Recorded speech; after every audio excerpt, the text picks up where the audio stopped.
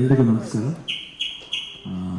ಅಲ್ಲೂರಿನ್ sir, Ranganath sir, ಆಮೇಲೆ ಪ್ರತಿಯೊಬ್ಬರು ಎಲ್ಲ ನಮ್ಮ ಕುಟುಂಬನೇ ಬಂದಿದೆ. ಯಾಕಂದರೆ ಒಬ್ಬರ ಹೆಸರು ಇಬ್ಬರ ಹೆಸರು ಹೇಳ್ತಾರಲ್ಲ. ಸೊ ಫಿಲ್ಮ್ ಇಂಡಸ್ಟ್ರಿ ಅಂದರೆ ಯಾವ ನನ್ನ ಕುಟುಂಬ ಅನ್ನೋದು. ಸೊ ಎಲ್ಲ ಕುಟುಂಬಗಳು ಉಪೇಂದ್ರ,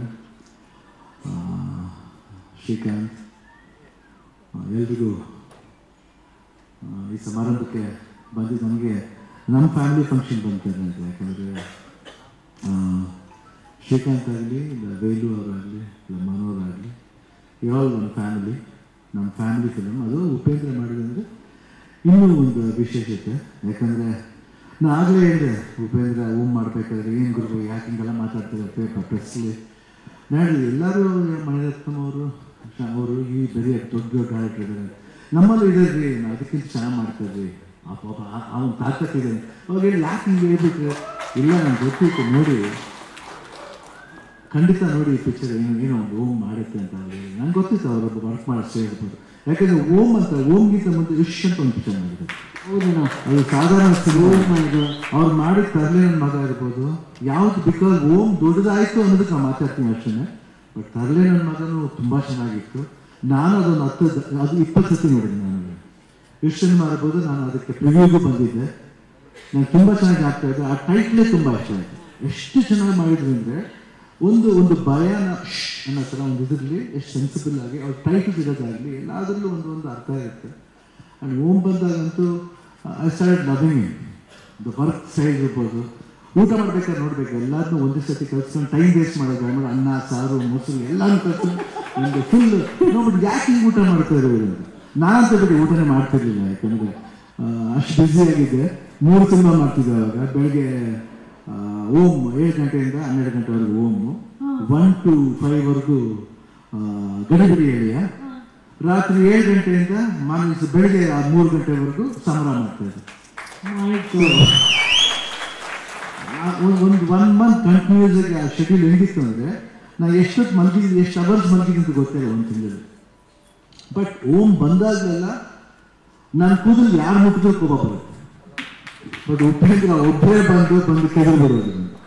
ನೀಟಾಗಿ ಭಾಷೆ ಬರ್ತಾ ಇದೆ, ಕಣ್ಣು ಬಂದು ಕೆದರಿ. ಸೊ ಅವತ್ತಿಂದ ಅವ್ರಿಗೆ ಆ ವರ್ಕಲ್ಲಿ ಇಂಟ್ರೆಸ್ಟ್ ಇರ್ಬೋದು, ಆಮೇಲೆ ಅವ್ರ ಮೇಕಿಂಗ್ ಸ್ಟೈಲ್ ಇರ್ಬೋದು, ಪ್ರತಿಯೊಂದು ತಾನೇ ನಮ್ಗೆ ಗೊತ್ತಿದ್ದರೆ ಆ ಮೂಡು ಬಂದ್ಬಿಡ್ತಿದ್ದಾನೆ.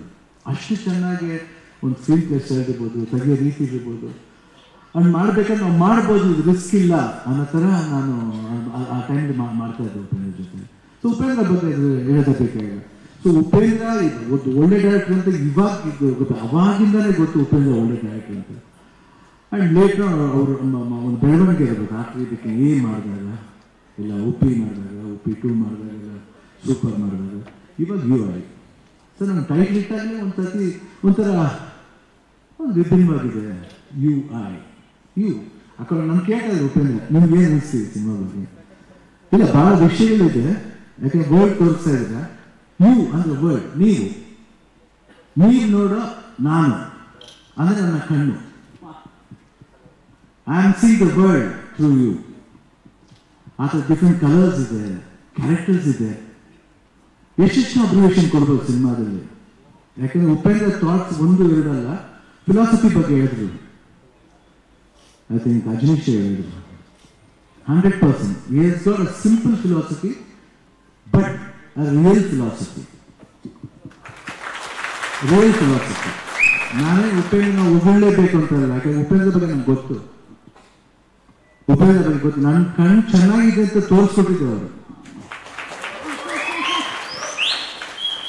ನಿಮ್ಮ ಕಣ್ಣನ್ನ ಲವ್ ಮಾಡ್ತಾ ಇದ್ದೀನಿ, ಅದೆಲ್ಲ ಮೋಟಿವೇಶನ್.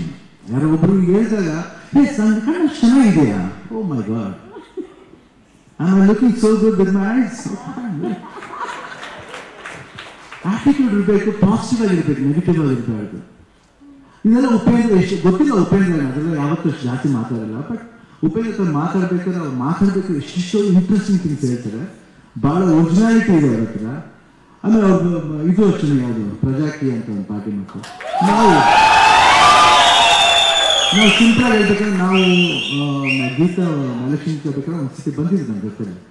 ಗಾಡಿಲಿ ಹೋಗ್ಬೇಕಾದ್ರೆ ಸುಮ್ಮನೆ ಮಾತಾಡ್ತಿದ್ರು. ಸೇಮ್ ಅವ್ರ ವಿಚಾರ ಏನಂತ ಅದೇ ಮಾತಾಡ್ತಿದ್ರು.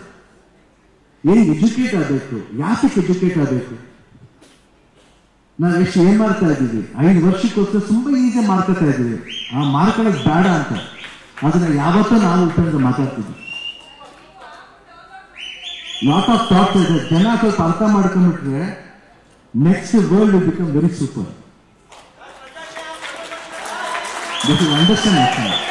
ಅಫ್ಕೋರ್ಸ್ ಇದ್ರ ಬಗ್ಗೆ ನಾನು ಪಾಲಿಟಿಕ್ಸ್ ಮಾತ್ರ ಬಂದಿಲ್ಲ. ಪ್ಲೀಸ್ ಸಿನಿಮಾಗಳು, ಯಾಕಂದ್ರೆ ಅವ್ರ ಐಡಿಯಾಲಜಿ ಬಗ್ಗೆ ಹೇಳಿದೆ. ಯಾಕಂದ್ರೆ ಇದನ್ನೆಲ್ಲ ಸಿನಿಮಾ ನೋಡ್ಬೋದು, ನೀವೇ ನೋಡ್ಬೋದು ಅಲ್ವಾ ಓಪಿ? ಸೊ ಅಜನೀಶ್ ವರ್ಕ್ ಸೂಪರ್ ಆಗಿದೆ. ಕ್ಯಾಮ್ರಾ ವರ್ಕ್ ಇರ್ಬೋದು, art department wonderful. And of course Manohar ಅವರೇ, ನೀವು ಧೈರ್ಯ ಮಾಡಿ ನಂಬಿ ಮಾಡಿದ್ದಕ್ಕೆ 100% ಅಲ್ಲವರಿಂದ ಹೇಳ್ಬೇಕು. ತೆಲುಗಲ್ಲಿ ಮಾಡೋಣ, ಜೋರ ಮಾಡೋಣ ನೋಡಿ. ಈ ಥರ ಬರಬೇಕಂದ್ರೆ ಒಳ್ಳೆ ಪಾಸಿಟಿವ್ ಸೈನ್ಸ್, ಇವತ್ತು ಒಳ್ಳೆ ಪಾಸಿಟಿವ್ ಸೈನ್ಸ್ ಸ್ಟಾರ್ಟ್ ಆಗಿದೆ.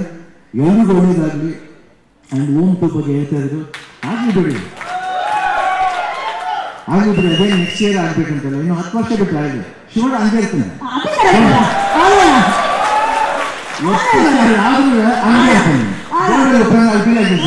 Okay. You said that. Wish you all the best. You are making wonderful pieces. And at least this jana wait ಮಾಡಿತ್ತು. It was mind blowing. Already heart ಒಳಗಡೆ ಹೋಯ್ತು, ನಿಮ್ಮೆಲ್ಲರೂ heart ಒಳಗಡೆ ಹೋಗುತ್ತೆ. Release ಆದ್ಮೇಲೆ double dhamaka. All the best. God bless. Thank you so much.